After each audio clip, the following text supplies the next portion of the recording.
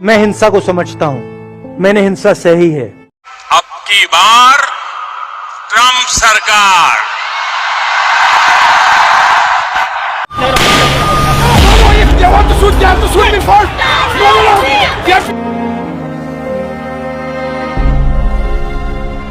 महंगाई तो बढ़ती है मगर आपका जो पैसा बनता है वो बढ़ता है नहीं बढ़ता। वो आपको आखिरकार कब बढ़ा उतना ही चला आ रहा है। आप तो सरकार आएगी सर तो क्या कहते हैं हो जाएगा कोई नहीं आपको। राहुल गांधी पप्पू हैं, उसको कोई सीरियस नहीं लेता सिवाय बीजेपी के। ये बात हम क्यों कह रहे हैं, इसके बारे में विस्तार से चर्चा होगी कि क्यों बीजेपी हर हाल में राहुल गांधी को राजनीति से दूर रखना चाहती है। चर्चा होगी कि कैसे भारतीय मीडिया का स्तर विश्व भर में फिसलता जा रहा है, परंतु मीडिया चैनल्स और उनके मालिकों के लिए पैसे के अलावा किसी चीज से कोई फर्क नहीं पड़ता। सबसे पहले बात करते हैं हम मेन स्ट्रीम मीडिया की, क्योंकि भारत में जितने राजनीतिक लोचे होते हैं उसमें 90% रोल मीडिया का रहता है। कुछ और शेयर करने से पहले आपको बता दें कि भारतीय media world press media index में दुनिया के 180 देशों में 161वें नंबर पर है। और उन देशों के बारे में भी जान लीजिए जिनको नीचा दिखाने के लिए रोज शाम को एंकर भड़का कर माहौल खराब करते हैं। पाकिस्तान, जिसके साथ गरीबी, भुखमरी, बेरोजगारी और महंगाई के लिए हमेशा कंपैरिजन किया जाता है। जब मीडिया से कोई सवाल पूछा जाए कि भारत के बारे में, भारत की महंगाई और बेरोजगारी के बारे में बात कर लो, तो वो पाकिस्तान को लेकर आते हैं और पाकिस्तान का रैंक 150वां है, भूटान 90, श्रीलंका 135।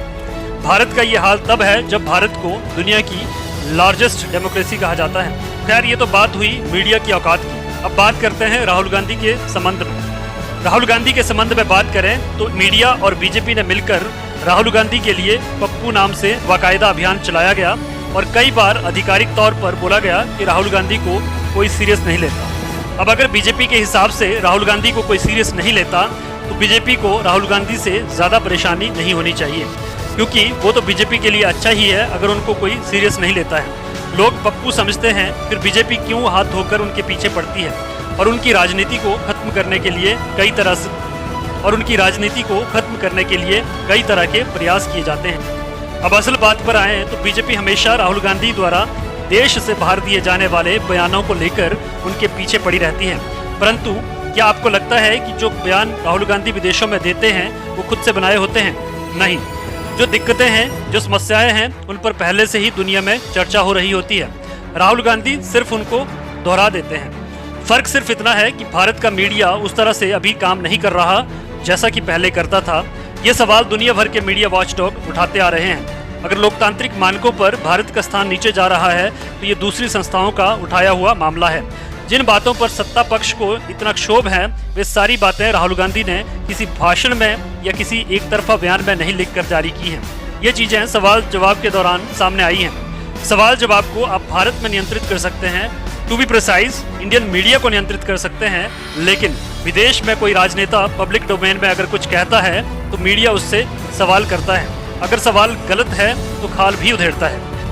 उस पर सवाल करने से किसी को रोका नहीं जा सकता और कोई सवाल अगर कर रहा है तो उसका जवाब भी मिलेगा।